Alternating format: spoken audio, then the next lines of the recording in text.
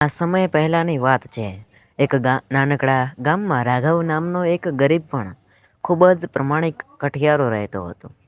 રાઘવ રોજ સવારે વહેલા ઉઠી જંગલમાં જતો, સૂકા લાકડા કાપતો અને સાંજે બજારમાં વેચીને થોડા જ પૈસા મળે તેનાથી પોતાનું અને તેના પરિવારનું ગુજરાન ચલાવતો.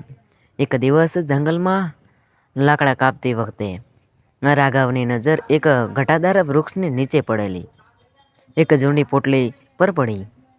તેણે બાજુ જોયું, પણ ત્યાં કોઈ નહોતું. કુતૂહલવશ તેણે પોટલી ખોલી તો તેની આંખો અંજાઈ ગઈ.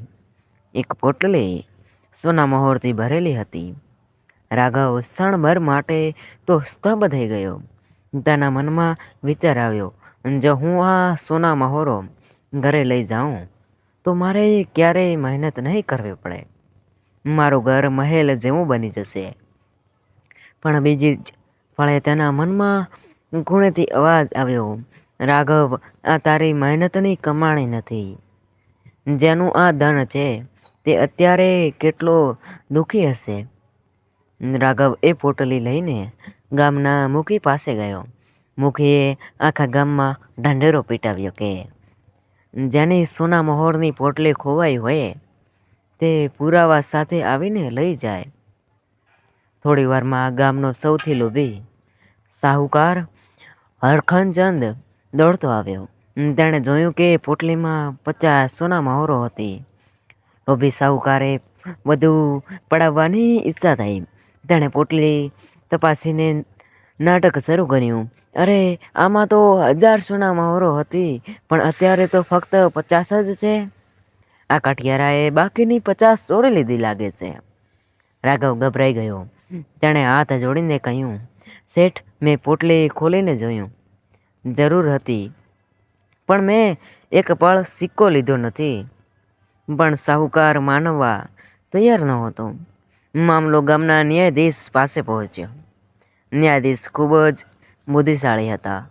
તેમણે સાહુકારનો ચહેરો જોયો અને સમજી ગયા કે દાળમાં કંઈક કાણું છે. તેમણે સાહુકારને પૂછ્યું, શેઠ, તમારી પોટલીમાં કેટલી મહોરો હતી? સાહુકાર બોલ્યો, સાહેબ, પૂરી 100 સોના મહોરો હતી. પછી ન્યાયાધીશે રાઘવને પૂછ્યું, તને જ્યારે આ પોટલી મળી ત્યારે તેમાં કેટલી હતી? રાઘવે કહ્યું, સાહેબ, મેં ગણી હતી, આમાં 50 જ હતી.